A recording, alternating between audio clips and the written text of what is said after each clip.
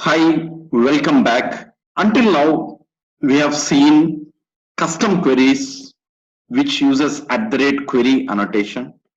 But in that @query annotation, the queries were basically related to fetching the data, that is retrieving the data from the database. But let us assume, how can you perform any operations which modifies the data in the underlying database? Of course, we are going to do that through the Spring Boot JPA, and which is also has the Hibernate as the ORM framework, which is being used implicitly by Spring Boot JPA. Even if you want, you can go to the Maven dependencies and cross check whether Hibernate is there. So here we have the Hibernate very much fine.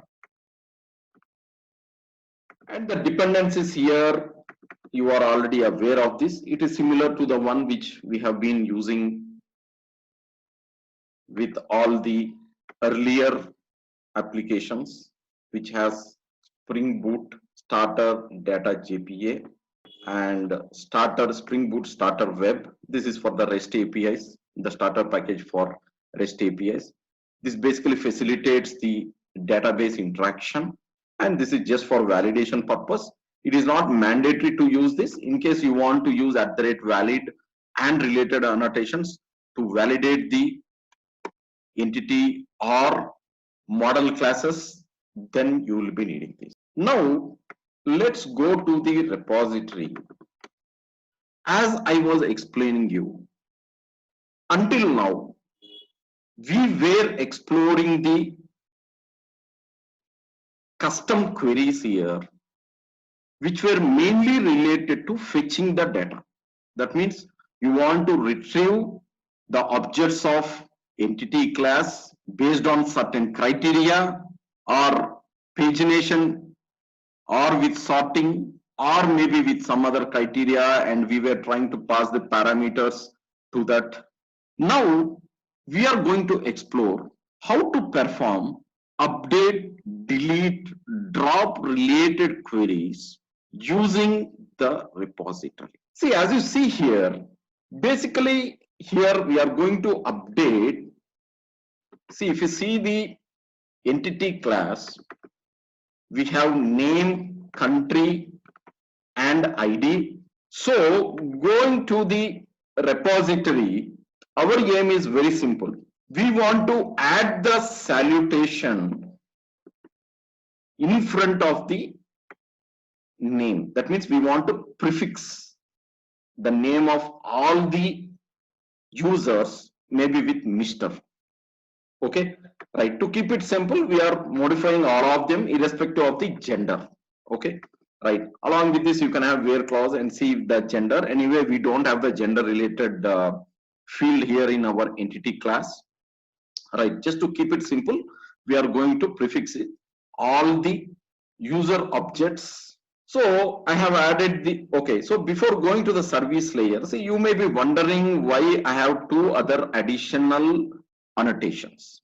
See, when you want to perform any modifying related operations such as update or delete or drop, okay, you need to have @modifying annotation along with @query. Anyhow, this was not used for other fetching related data fetching or retrieving related queries. And here, see, here we are updating the data. The updating the data need to be performed in the context of the transaction. Okay. So otherwise, you will get an exception. In case you want, you can just try to comment this line. Anyhow, I am uploading this example along with the lecture. So you can comment this line and check whether the updating is successful without @transactional or without @modifying. Okay. Right. Now, as usual, we have exposed the method add salutation through the service layer. And here we are not doing anything great. So basically, whenever from the REST controller, I get a call to this add salutation method in the service, we are further calling this repository method, and I'm just adding the prefix as Mr. Dot. So further going to the controller, see, basically I'm trying to emphasize only on the parts of the source code which is essential for modifying the data. The reason is we have been already exploring this example almost since the beginning of this course.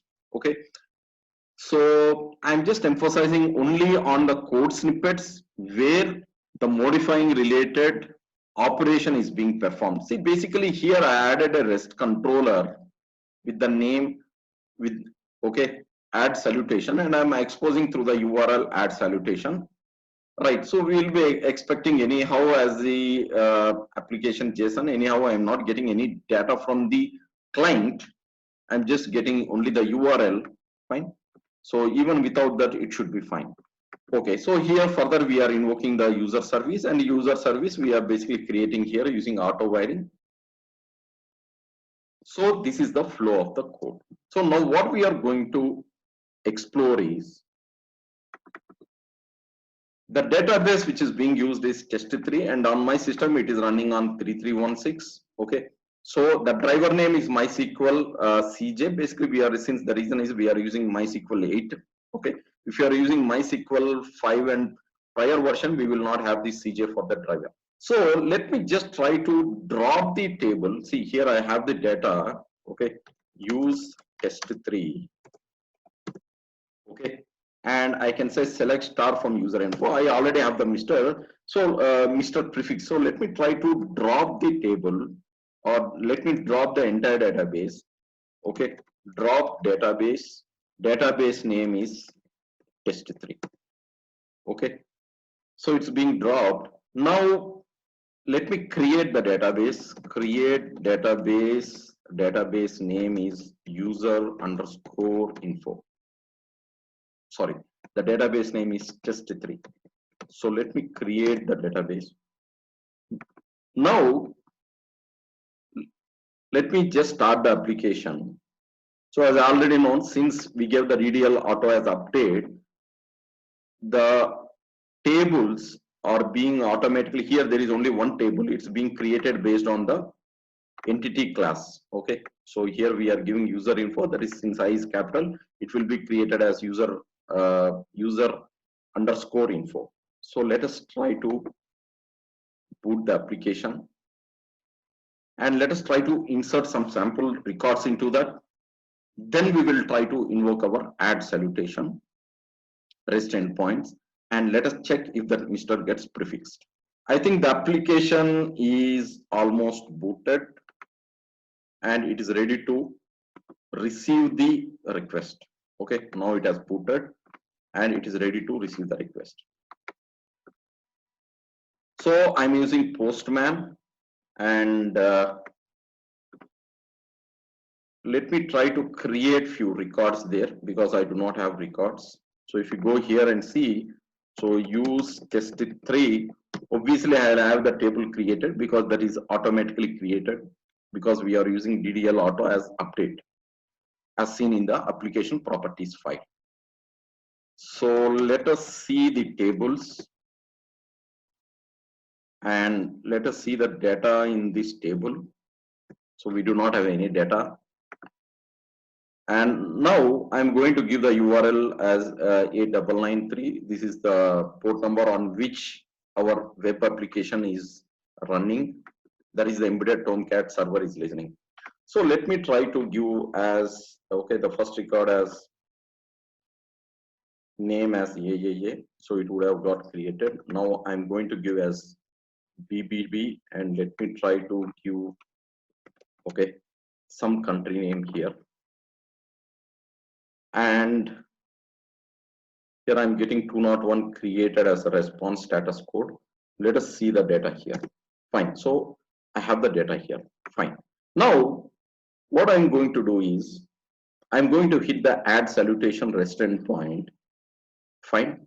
So the REST endpoint is add salutation, and it is a put request because it modifies the data.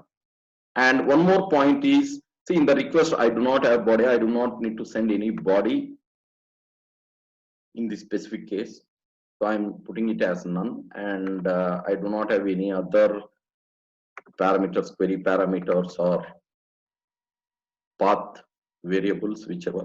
So let me try to hit the REST endpoint.